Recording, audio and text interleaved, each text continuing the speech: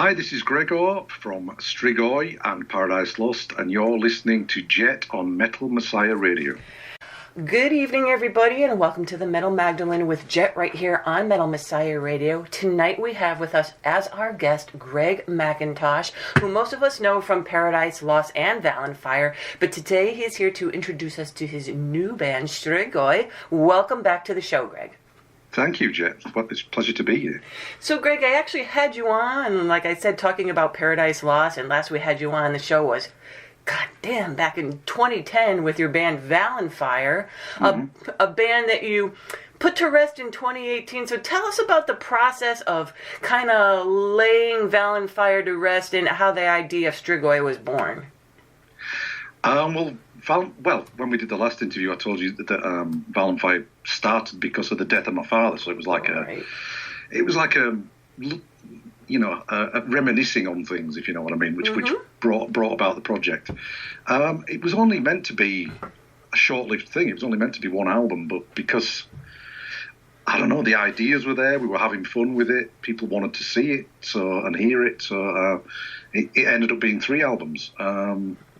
But yeah, towards the end of touring the 3rd album, I just thought, I don't want to kind of ruin the sentiment or drag it out too long. And I thought that this is a good time to end it. A trio of albums that we think we're very proud of, and we've played a lot of places. We managed to tour America. We did a lot of things with it, and I just thought it's time to end it. So we ended it. And then a few weeks later, I just had this itch that I still needed to scratch. So it was like, what do I do? So I just started writing stuff while I was on the road with Paradise Lost. And eventually, over a few months, that turned into what is now Strigoi. And now you formed the band with Chris, your live bass player with Vallenfyre. So what were his thoughts on starting in this new band with you?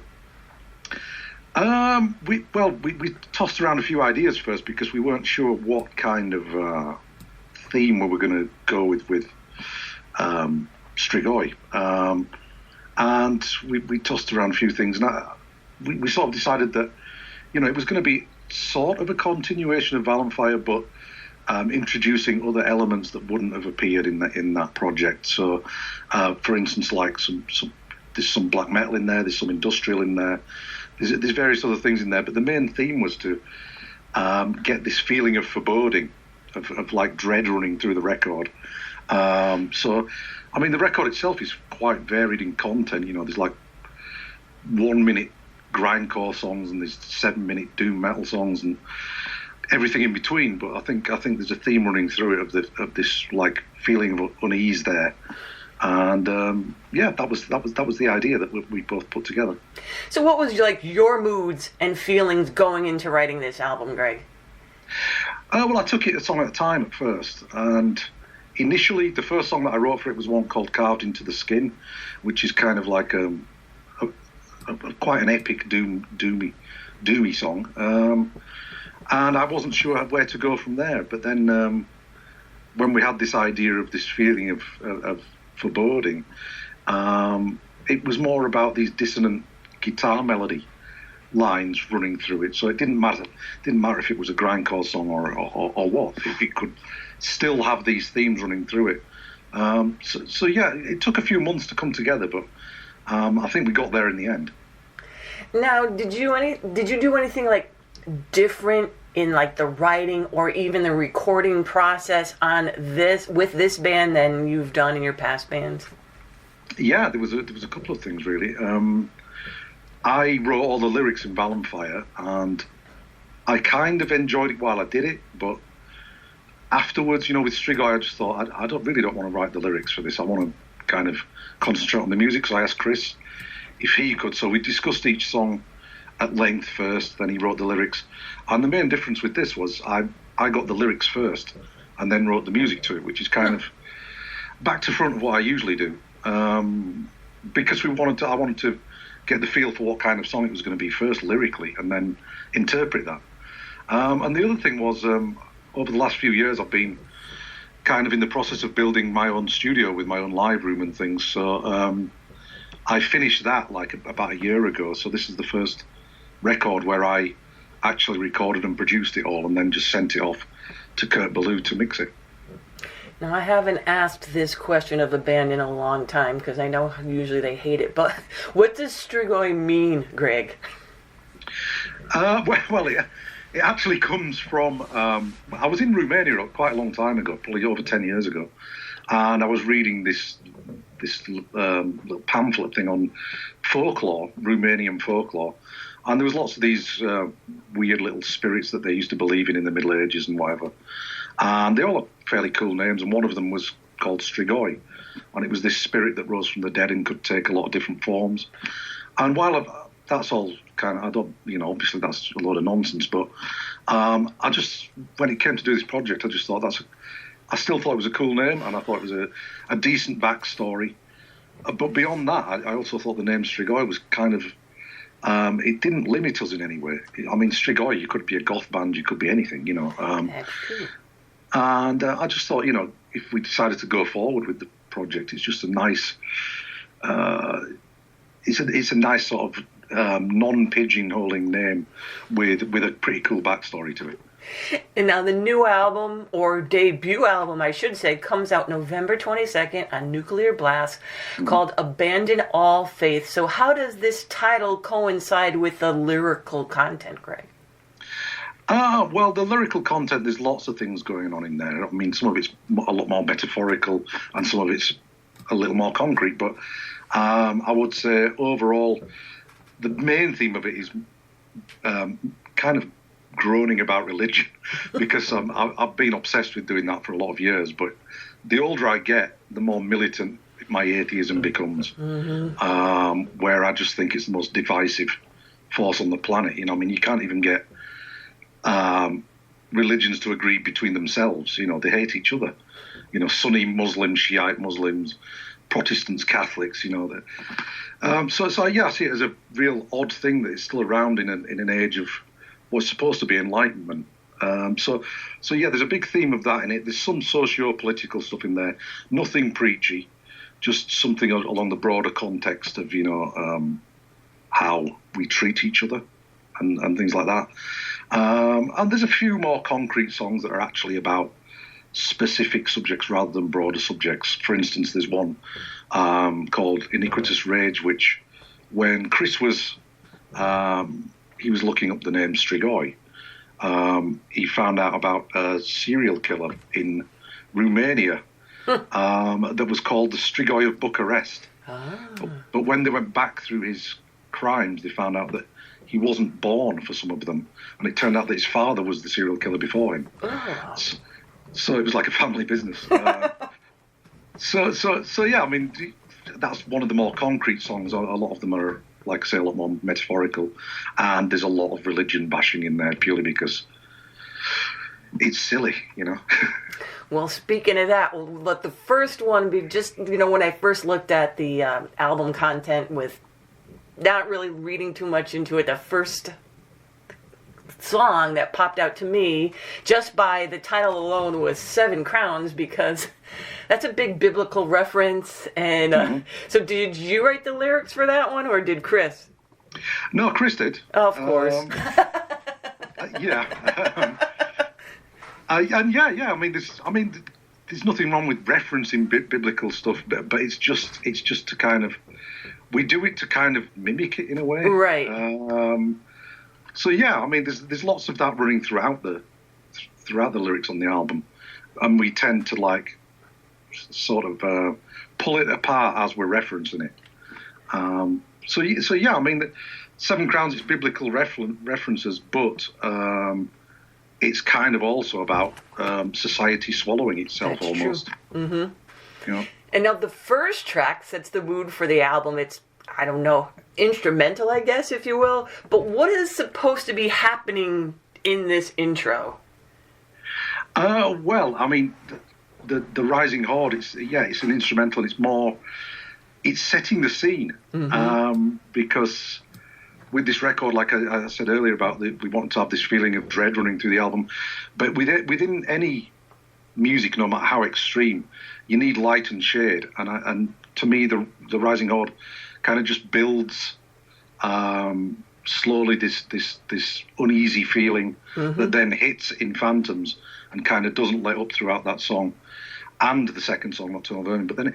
But then we kind of go, it kind of dips like a roller coaster, and that's how I enjoy listening to albums. I like albums that keep you engaged as a listener, and to do that, you've got to kind of paint pictures with the music almost. So, that's what that's about. It's just setting the mood almost. And it does set an uneasy feeling because it's the very first thing you hear on that album, and I'm like, yeesh, it sounds like they're all getting sucked into the pits of hell in there and screaming and tormented souls. And anyways, I liked it because then you're like, what is going on here? And you have to listen to the rest of the album whether you want to or not. So I really enjoyed it. Now, like I said, this album is pretty enjoyable to listen to because there's so many different elements to it, doomy, death metal, black metal, thrashy in some parts, but the imagery that you have been giving us little sneak peeks at seems very much leaning towards a culty, black metal-y symbolisms and even a peek at what looked like corpse paint on somebody. So what kind of appearance will the band reflect, or is this something we have to wait and see for ourselves, Greg? Well, this was something that we took quite a lot of time over, how we wanted to present this. And along with that feeling of foreboding, we thought that was... we did all the imagery. We did all the imagery and artwork between us. I'm at 50-50, myself and Chris. And yeah, that's what we hit upon. We thought some kind of stripped down, almost occultish looking type stuff would work.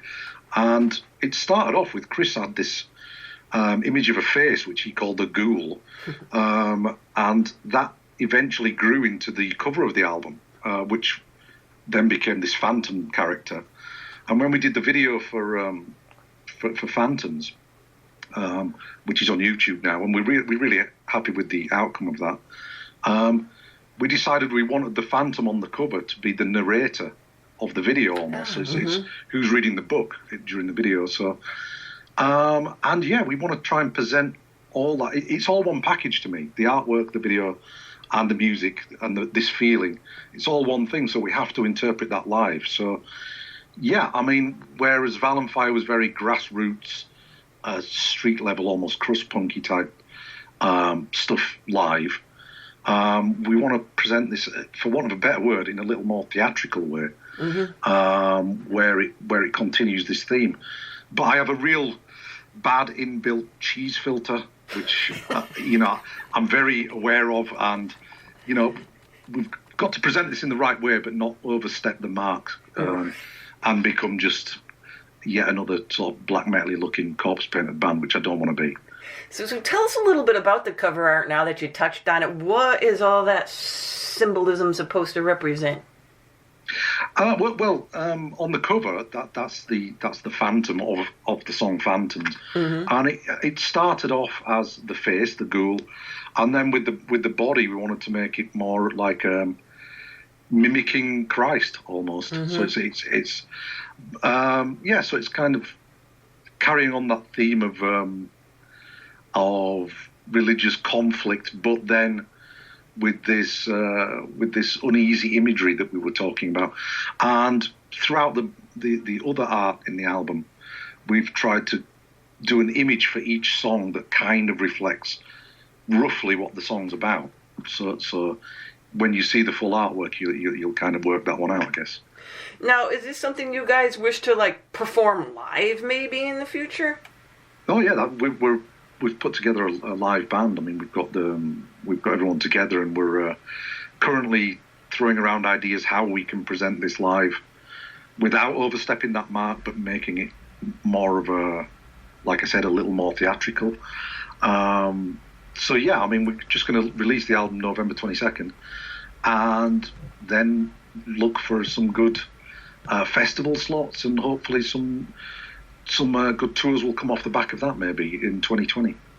Now, what were your thoughts when hearing the album for the first time after it was all mixed and mastered, Greg?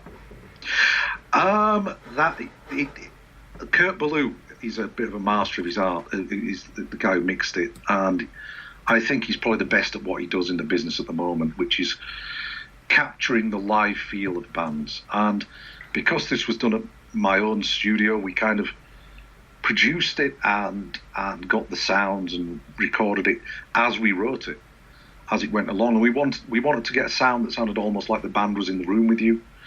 And Kurt really captured that. So when I first heard it, yeah, I was listening out for kind of closing my eyes and imagining that the musicians that were in the room with me, and that we'd captured everything that we wanted to capture. Because, like I said earlier, there's some quite different types of songs on the album, and it would have been easy to not tie that together. You know, it would have been easy to make it sound disjointed. But I think with the production, the mix, and to some extent these dissonant guitar harmonies that run through the album, I think it's tied it together into this sound that we wanted. And yes, it sounds very well produced, and like I said, it's enjoyable to listen to. Enjoyable sounds like a light, happy word, but I just mean it's pleasurable to listen to because it's not mundane in any way. I mean, a lot of albums, almost every song almost sounds the same, but this one definitely does not. And it does stay kind of dark throughout the whole thing, but with all those different elements in there, I think it really makes you different than a lot of what else is out there, which I think makes this band a little bit more unique as far as listening goes. And it sounds like it'll be enjoyable to watch as well once you get out there live. And Greg, how is this album going to be offered? I mean, what formats is it going to be offered on?